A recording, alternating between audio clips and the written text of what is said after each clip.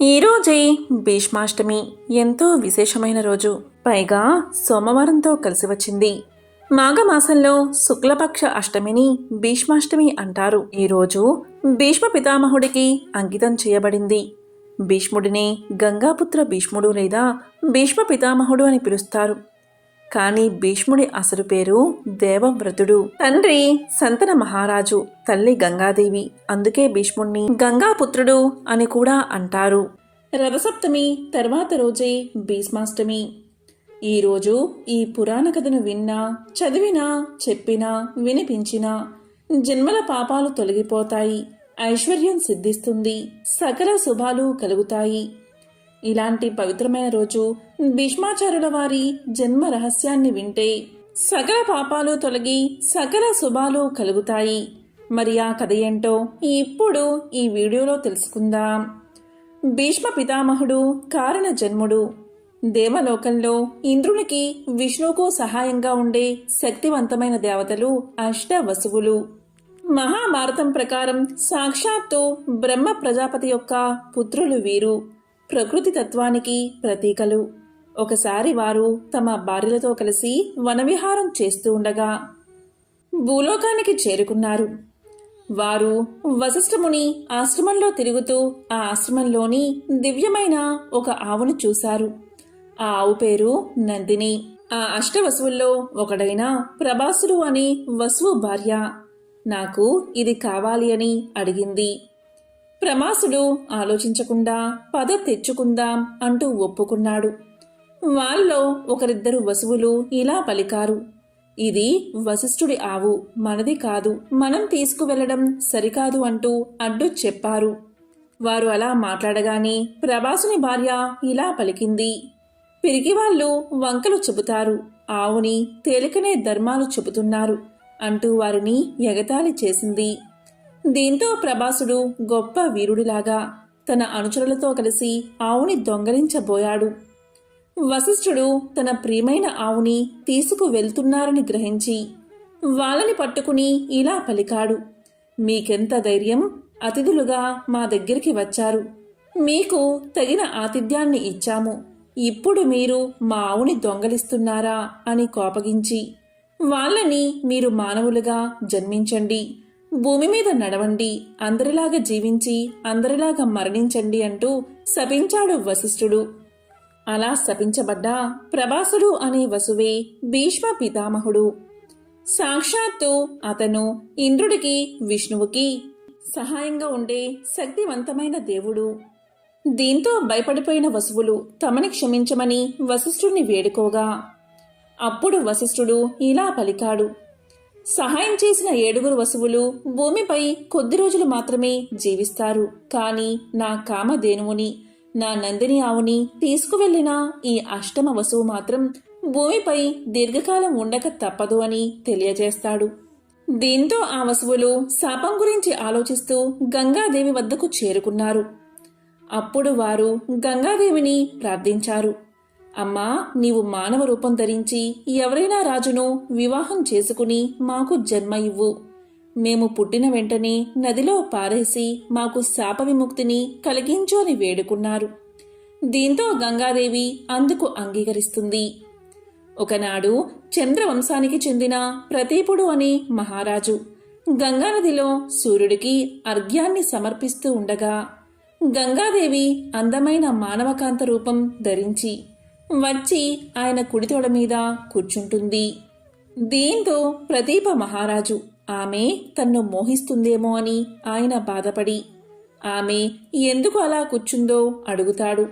సాధారణంగా కూతుళ్ళు, కోడళ్ళు మాత్రమే అలా కూర్చుంటారు.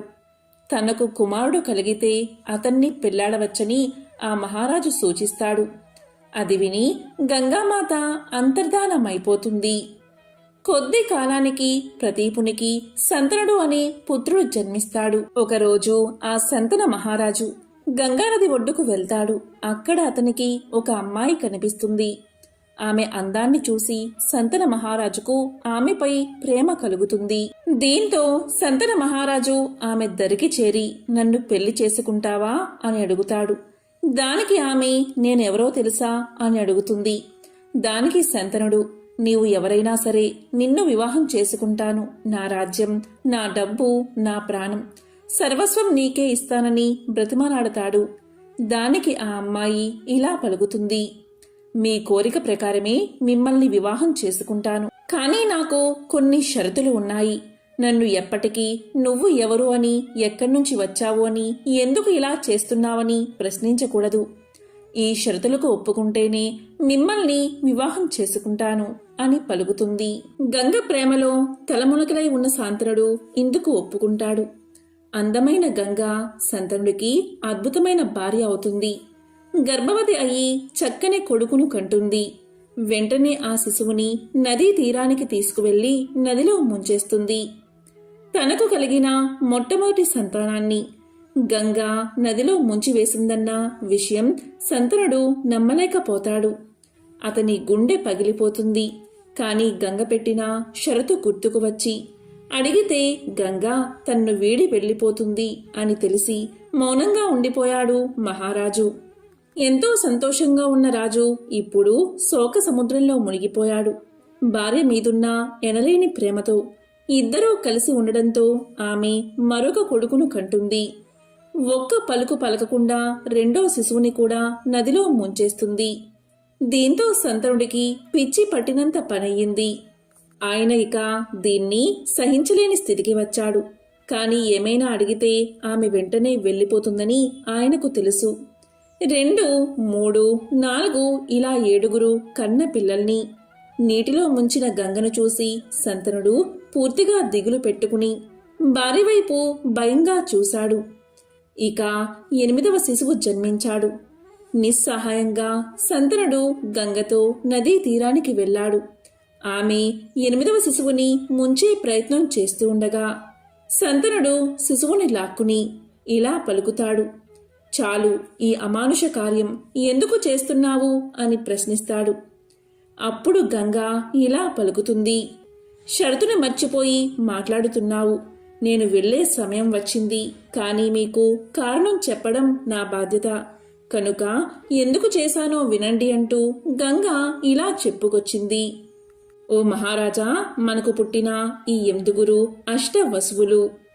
వీరు ఒకసారి తమ భార్యలతో విహరిస్తూ వశిష్ఠ ఆశ్రమానికి చేరి అక్కడ ఉన్న వశిష్ఠుడికి ఎంతో ప్రీతికరమైన నందిని అనే ఆవును, ఈ అష్టవసువుల్లో 8వ అష్టవసువైన ప్రభాసుడు దొంగిలించబోయాడు. ఇది గమనించిన వశిష్ఠుడు ఈ 8 భూలోకంలో పుట్టమని శపించాడు. ఆ సమయంలో వసువులు నా వద్దకు వచ్చారు. దేవలోకంలో నాకు మానవ జన్మ కలగాలని శపించబడ్డం తెలిసి మమ్మల్ని నీ గర్భంలో పుట్టేటట్టు మా జన్మను ఈ భూమి మీద వీలైనంత తక్కువగా ఉండేటట్లు చూడు అని వేడుకున్నారు.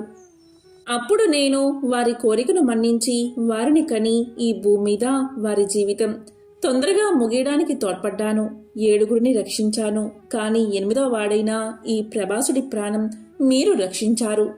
ప్రభాసుడే దొంగతనాన్ని రెచ్చగొట్టాడు కనుక బహుశా అతనికి ఈ భూమి మీద ఎక్కువ కాలం ఉండవలసి ఉంటుంది.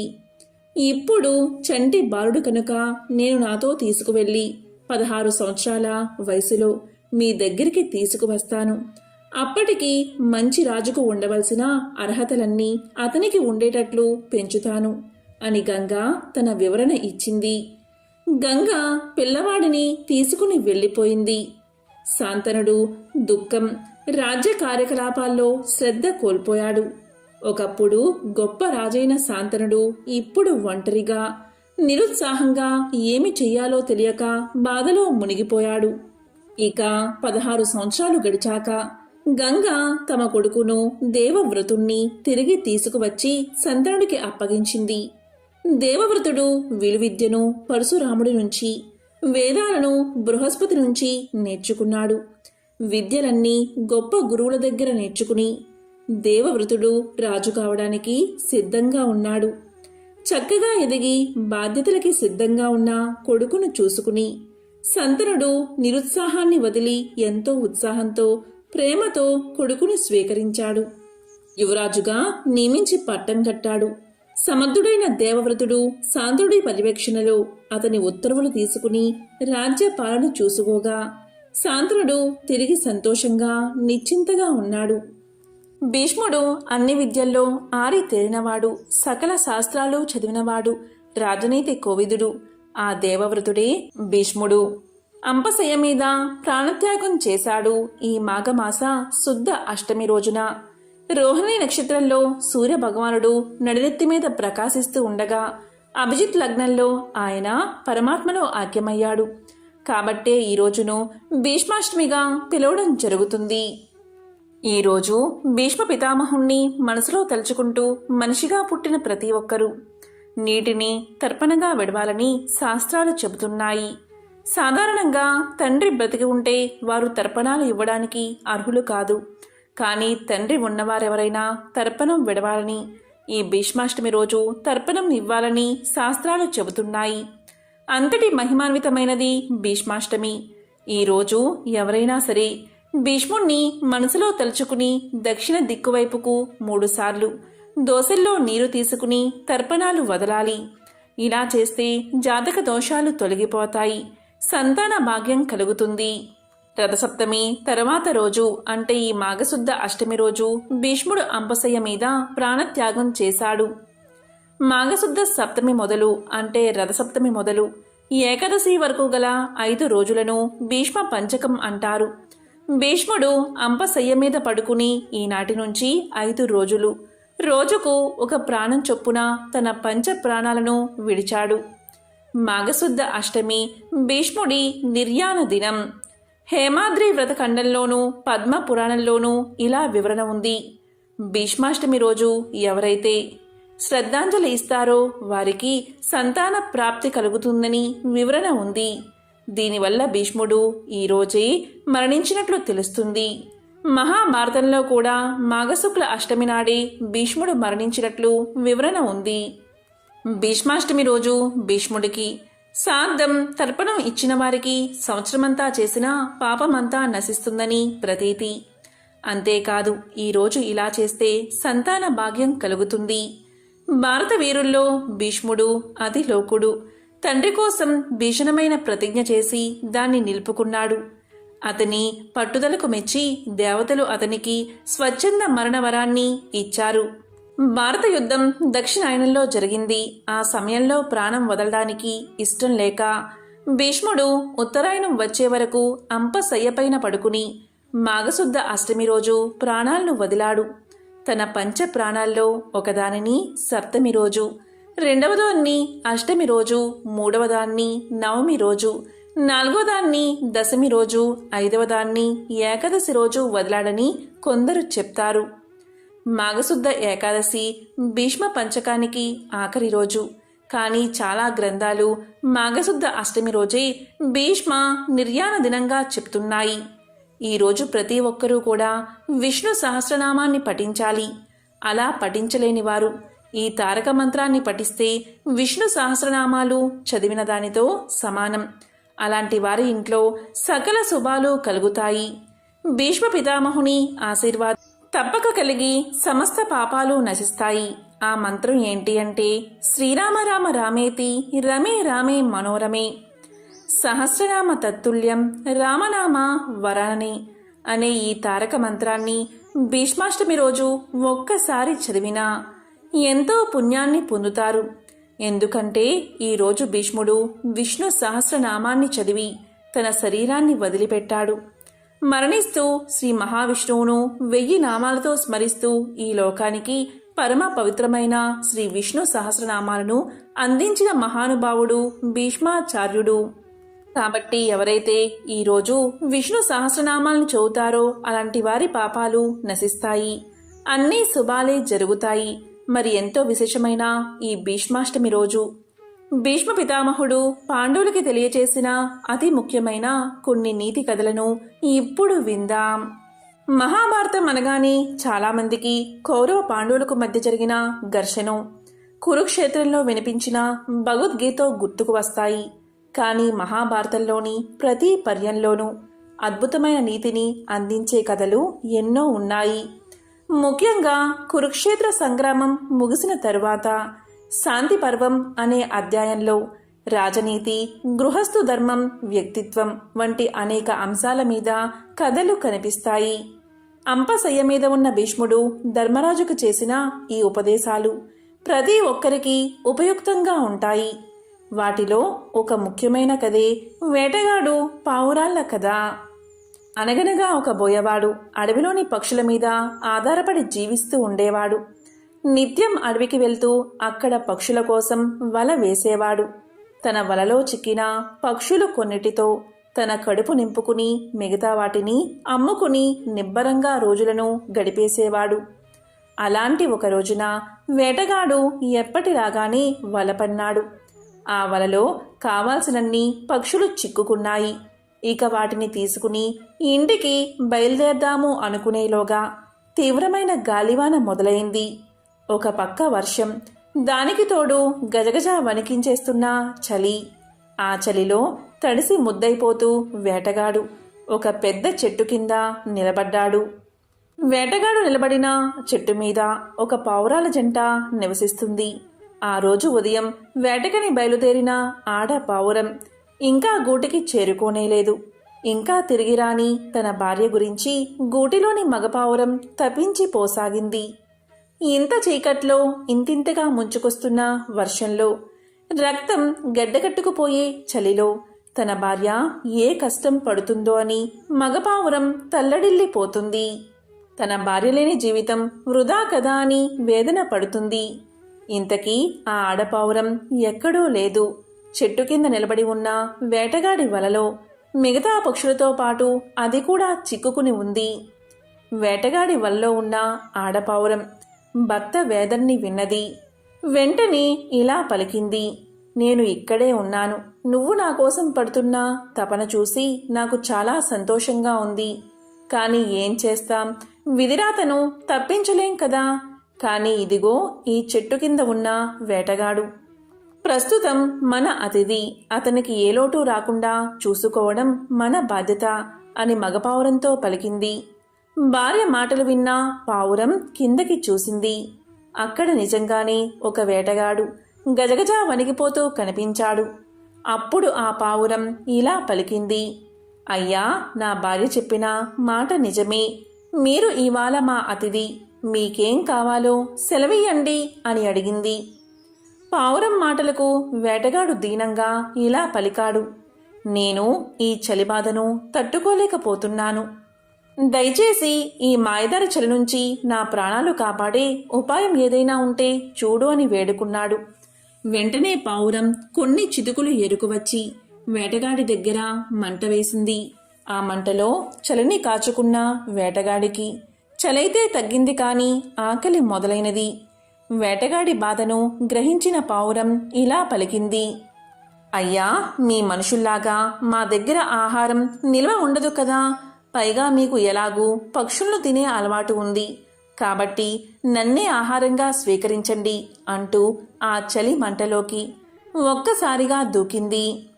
పావురం చేసిన పనికి వేటగాడికి మతి పోయినంత పనైనది. ఇన్నాళ్ళు తాను చేస్తున్న పని ఎంత పాపమో కదా అనిపించింది. వెంటనే తన వలలో ఉన్న పక్షులన్నిటినీ వదిలేశాడు.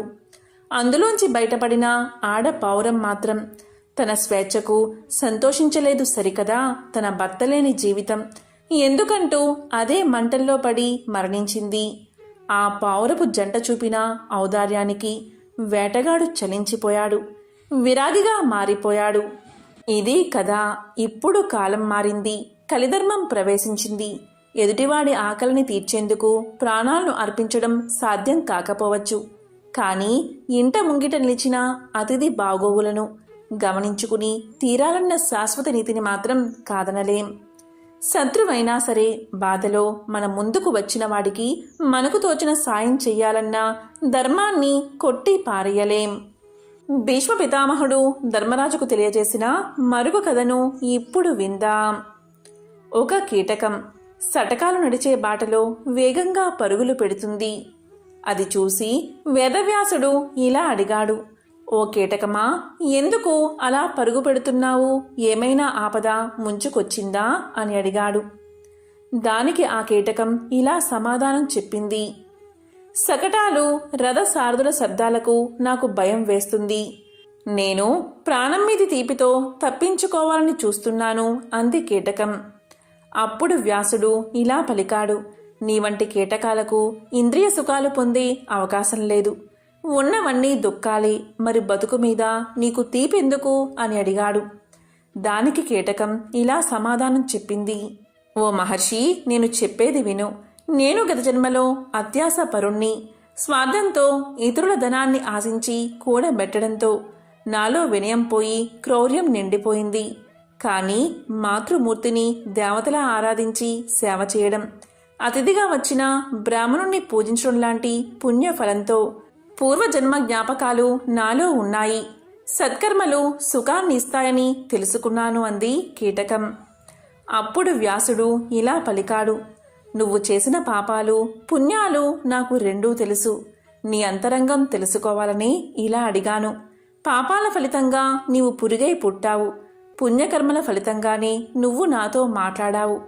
ఇది కర్మభూమి. ఇక్కడ జీవులు మంచి పనులు చేస్తే సత్ఫలితాలను, పాపాలు చేస్తే కీటకాలుగా జన్మిస్తారు. ఈ క్షణమే నీవు కీటక జన్మ నుంచి విముక్తి పొందుతావు. నిశ్చింతగా ఉండు అంటూ వ్యాసుడు ఆ కీటకానికి మోక్షాన్ని కల్పించాడు. మహాభారతంలోని శాంతి పర్వంలో అంపశయ్య మీద ఉన్న భీష్ముడు ధర్మరాజుకు చేసిన హితబోధంలో భాగంగా అనేక నీతి కథలు వివరించారు. వాటిలో ఒకటి శత్రువులతో స్నేహం చేస్తే ఎలా ఉండాలో తెలిపేది. అదే పిల్లి ఎలుక కథ. అడవిలోని ఒక మర్రి చెట్టు కింద ఫలితుడు అనే ఎలుక జీవిస్తూ ఉండేవాడు. అదే చెట్టు మీద రోజసుడు అని పిల్లి కాపురం చేస్తుంది. ప్రతిరోజు ఒక వేటగాడు రాత్రిపూట ఆ చెట్టు దగ్గరకు వచ్చి జంతువుల కోసం వలపన్ని వెళ్లేవాడు. రాత్రివేళ జంతువులు చిక్కుకుంటాయి కాబట్టి ఉదయమే వచ్చి వాటిని తీసుకుపోయేవాడు. అనుకోకుండా ఒకనాడు రోజసుడు అనే ఆ పిల్లి ఆ వల్లో చిక్కుకుంది. పిల్లి వల్లో చిక్కుకుపోవడంతో ఎలుక దాని చుట్టూ నిర్భయంగా తిరుగుతూ ఆహారం కోసం అన్వేషిస్తుంది. ఆహారం కోసం ఆబగా చూస్తున్న ఎలుకకు కొద్ది దూరంలోని ఒక ముంగీస గుడ్లగూప కనిపించడంతో దాని గుండె ఒక్కసారిగా ఆగిపోయింది. అవి ఎలుకని మింగేయడానికి సిద్ధంగా ఉన్నాయి. దాంతో ఎలుకకి ఏం చెయ్యాలో పాలుపోలేదు. అపాయంలో ఉన్న ఆ ఎలుకకి చటుక్కున ఒక ఉపాయం తట్టింది. వెంటనే వల్లో ఉన్న పిల్లి దగ్గరకు వెళ్లి ఇలా పలికింది, ఈ వలని కొరికి నిన్ను నేను రక్షిస్తాను. దీనికి బదులుగా నువ్వు నన్ను ఆ గుడ్లగూప ముంగీసుల బారి నుంచి కాపాడతావా అని అడిగింది. ప్రాణాలపై ఆశలేని పిల్లికి కొండంత ధైర్యం వచ్చినట్లు వెంటనే సరే అంది. దీంతో ఎలుక నిర్భయంగా వెళ్లి పిల్లి పక్కన కూర్చుంది. అక్కడ ఉన్న ఎలుకని పట్టుకునే ధైర్యం లేక ముంగీసా గుడ్లగూప జారుకున్నాయి. అప్పుడు పిల్లి ఇలా పలికింది, నీ ప్రాణాలు రక్షించాను కదా, మరి త్వరగా వచ్చి ఈ వలని కొరికి నన్ను బయటపడై అని అడిగింది. అప్పుడు ఎలుక ఇలా సమాధానం చెప్పింది, నీలాంటి బలవంతులతో స్నేహం చేసేటప్పుడు కాస్త జాగ్రత్తగా ఉండాలి కదా. ఇప్పుడే నిన్ను బయటకు తీసుకువస్తే నువ్వు నన్ను భక్షించవని ఏమిటి నమ్మకం? కాబట్టి ఆ వేటగాడు వచ్చే సమయానికి నిన్ను విడిపిస్తాను అని సంజాయిషీ ఇచ్చుకుంది. చెప్పినట్లుగాని మర్నాడు ఉదయం ఆ వేటగాడు వచ్చే సమయానికి కాస్త ముందుగా వలని కొరికేసింది. వేటగాడు వస్తున్నాడు అన్న తొందరలో పిల్లి గబుక్కున చెట్టు మీదకు చేరుకుంది. ఇటు ఎలుక తన కలుగులోకి దూరిపోయింది. చెట్టు కిందికి చేరుకున్న వేటగాడు కొరికి ఉన్న వలను చూసి తన ప్రయత్నం వృధా కావడంతో బాధతో వెనుకు తిరిగాడు. వేటగాడు అటు వెళ్ళగాని పిల్లి కిందకి చూస్తూ ఇలా పలికింది, మిత్రమా, నువ్వు నా ప్రాణాలు కాపాడావు. ఇక నుంచి మనిద్దరం మంచి స్నేహితులుగా ఉందామని ప్రతిపాదించింది. దానికి ఎలుక నవ్వుతూ ఇలా పలికింది, మిత్రుడు ఎప్పుడు శత్రువుగా మారుతాడో, శత్రువు ఎప్పుడు మిత్రుడవుతాడో చెప్పడం కష్టం. అలాంటిది సహజ శత్రువులమైన మన మధ్య స్నేహం ఎలా పుసుగుతుంది? ఇప్పుడు ఏదో నీకు సాయం చేశానన్న కృతజ్ఞతతో నాతో స్నేహం చేయవచ్చు. కానీ ఏదో ఒకరోజు ఆకలి మీద ఉన్న నీకు నన్ను చంపి తినాలన్న ఆలోచన రాకపోదు. శత్రువులతో అవసరార్థం స్నేహం చేసినా దాన్ని విడిచిపెట్టకపోతే ఎప్పటికైనా ఆపద తప్పదని శుక్రనీతి కూడా చెబుతుంది. నువ్వు నన్ను రక్షించావు, బదులుగా నేను నిన్ను రక్షించాను. మన బంధం ఇక్కడితో చెల్లు, ఇక మీదుట నా జోలికి రాకు అంటూ కలుగులోకి దూరిపోయింది ఎలుక. ఎలుక మాటల్లోని సత్యాన్ని గ్రహించిన పిల్లి మాట్లాడకుండా ఉండిపోయింది. ఈ కథలోని పాత్రధారులు సహజ శత్రువులైన పిల్లి ఎలుకలే కాని ఇందులోని నీతి మాత్రం నిత్య జీవితానికి కూడా వర్తిస్తుంది. అపకారికి ఉపకారం చేయవచ్చు, కానీ తెలిసి వారితో స్నేహం చేయకూడదు అని హెచ్చరిస్తుంది. పైగా ఎవరి మనసు ఎప్పుడెలా ఉంటుందో తెలియదు కాబట్టి జీవితాన్ని పణంగా పెట్టి ఎవరిని గుడ్డిగా నమ్మకూడదని సూచిస్తుంది. కర్ణాటకలో దక్షిణాన ఒక భక్తుడు ఉండేవాడు. అతని పేరు సుధర్ముడు. అతని తల్లికి వయసు పైబడుతూ ఉంటుంది.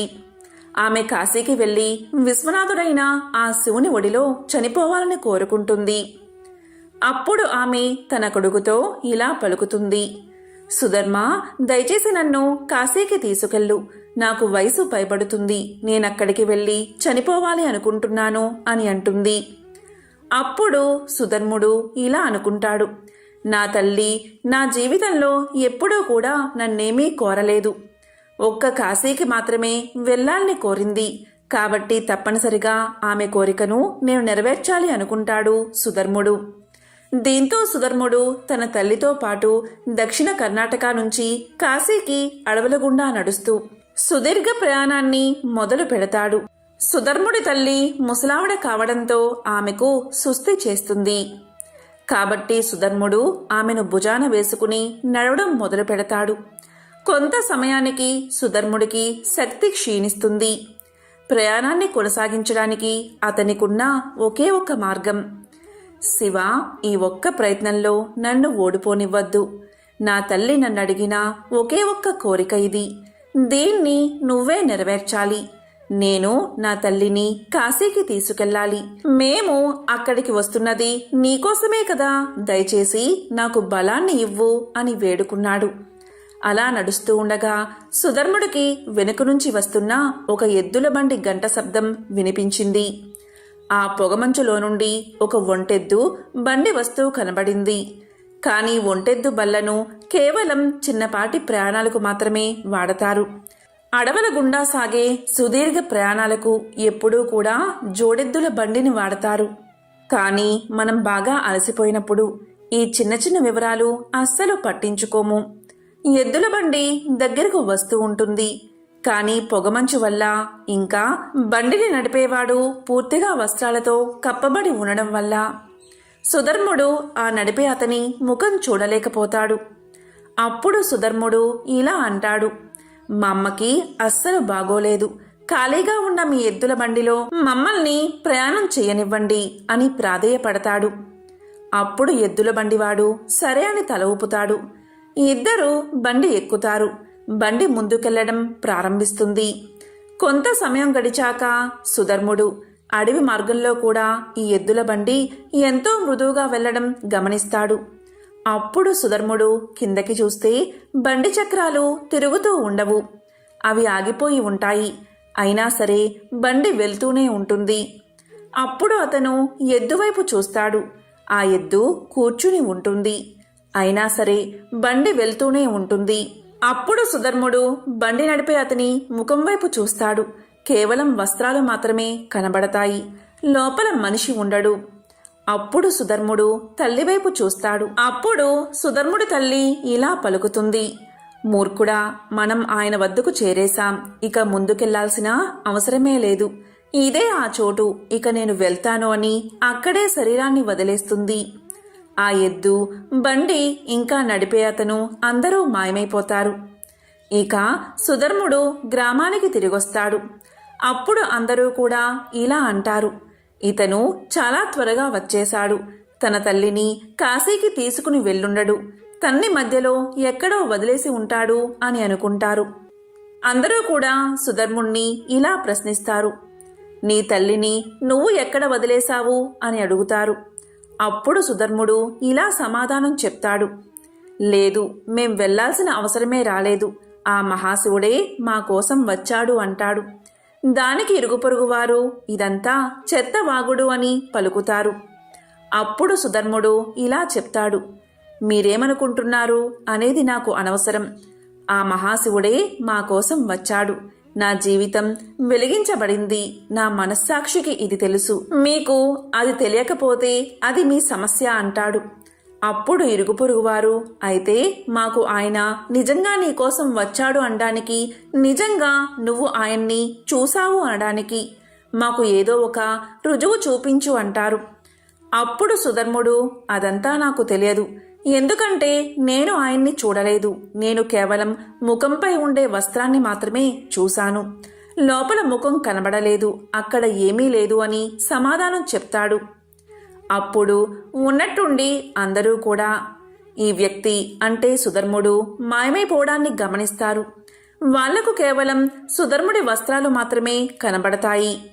తర్వాతి కాలంలో సుధర్ముడు గొప్ప ముని అవుతాడు. సుధర్ముడు ఎక్కడికి వెళ్ళినా సరే అందరూ ఆయన్ని శూన్యముఖంగా గుర్తించేవారు.